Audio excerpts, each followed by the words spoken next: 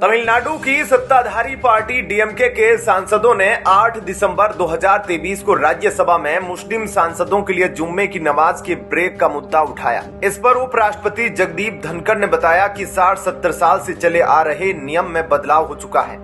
लोकसभा की तरह अब राज्यसभा में यह ब्रेक नहीं दिया जाएगा। यह पूरा मामला 8 दिसंबर 2023 का है, जब राज्यसभा में 0 ओवर चल रहा था और सांसद अपने सवालों के जवाब पूछ रहे थे। तभी डीएमके के सांसद तिरुचि सिवा ने हस्तक्षेप किया।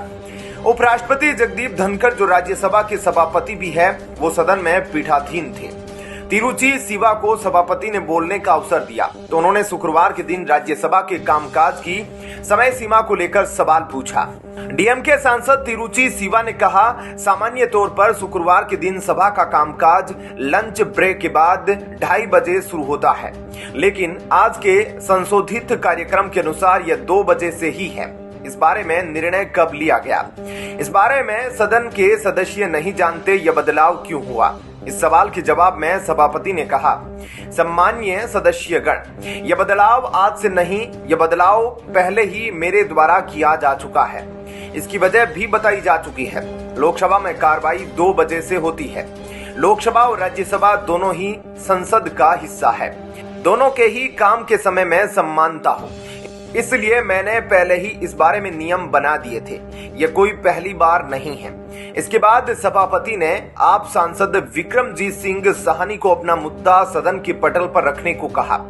जैसे ही वो बोलने के लिए खड़े हुए, तभी डीएमके के मुस्लिम राज्यसभा सांसद एम मोहम्मद अब्दुल्ला ने हंगामा मचाने की कोशिश की।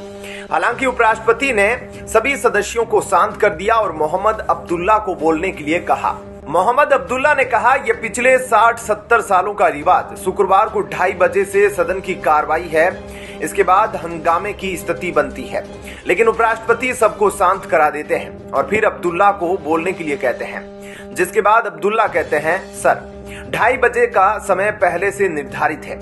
मुस्लिम सदस्यों के लिए उनके जुम्मे के लिए यही परंपरा है। इसके बाद सभापति ने उन्हें रोका और कहा कि वो समझ गए हैं। सभापति ने कहा, मैं आपका मतलब समझ गया, आप सभी लोग शांत रहे। माननीय सदस्यगण, लोकसभा और राज्यसभा दोनों ही सदन के सदस्य समाज के सभी वर्गों से आते हैं।